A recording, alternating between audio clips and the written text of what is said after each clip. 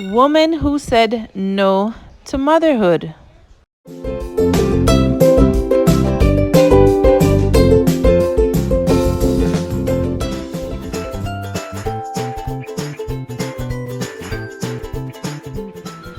Hi guys, thank you guys so much for joining in this week. I'm so sorry that I've been missing for an entire 2 weeks. Yes, it's been very hectic. I'm here with a follow-up video requested by you, my faithful viewers, and I want to thank you guys so much for being faithful to my channel, for liking, subscribing, and sharing the videos.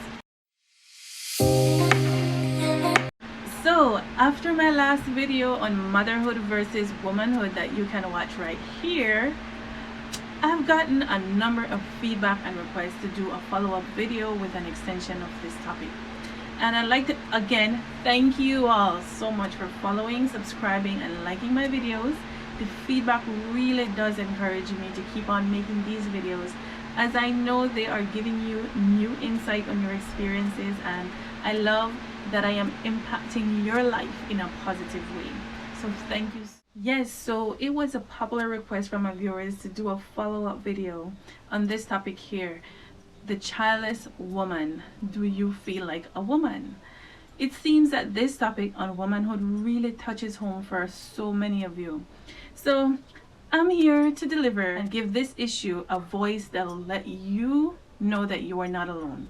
And most importanantly, that you have the support in our little community that we've built over the past few weeks and will keep on building as long as you are benefiting from the information I share with you each week. Doing some research for this topic, I found this article in the New York Times written by Mary Catherine Tramontana. This was written May in 2021. The title of the article is Woman Who Said No to Motherhood.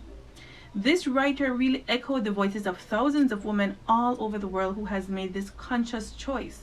Whatever the reason is, it's their choice. In fact, until very recently, our culture shamed women who can't have children biologically, or placed a label of selfish on you if you choose to focus on your career and education. But if we look closely, the movement of women's rights and what women are able to do now wouldn't even be possible if these changes in the mindset of uplifting the purpose of a woman as a baby making machine. Evidence of this notion about motherhood as an essential part of all women's lives can be found in the phrase such as, the most important job any woman can have is be a mother. While this is true for many, it is not true for all. And I just want to give respect and acceptance to those women who are not mothers.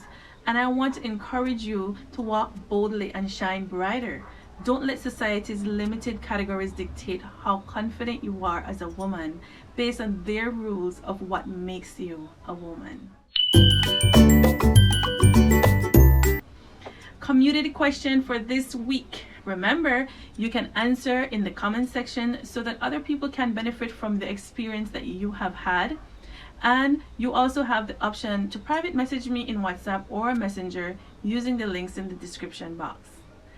Community question of the week. Are you a childless woman by choice? And if so, do you feel like you are always defending your choice to other people? Let me know what it's like for you with the traditional parents who want grandbabies, or the comparisons between family members, because I'm sure these are some of the dreadful experiences for so many of you. And if this is your experience, I am sharing a few tips today on how you can remain confident and resilient in your choice when other people try to outcast you based on their generalized perception of what it means to be a woman. Tip number 1. Celebrate yourself as a woman. It's always easier to focus on the negative things happening in our lives.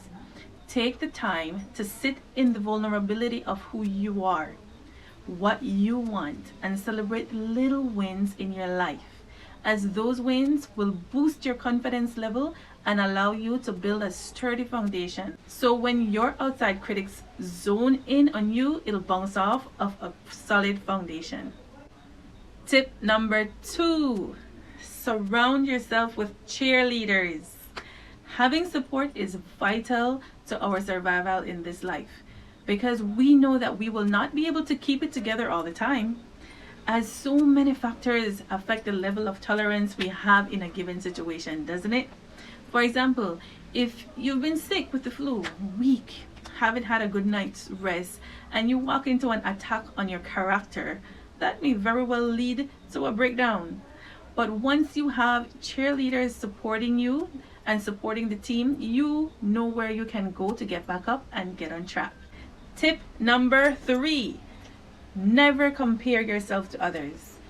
We are inclined to relate and compare ourselves to others as a way of assessing and evaluating our success against what someone else has. However, this is one of the worst things we could ever do. This comparing most times leads to negative feelings such as competitiveness, discouragement, and inadequacy. Instead of comparing, build on the strengths that you have. Consistently work on accepting yourself as the unique individual you are. Accepting that we are not all the same and goes right back into celebrating the little wins.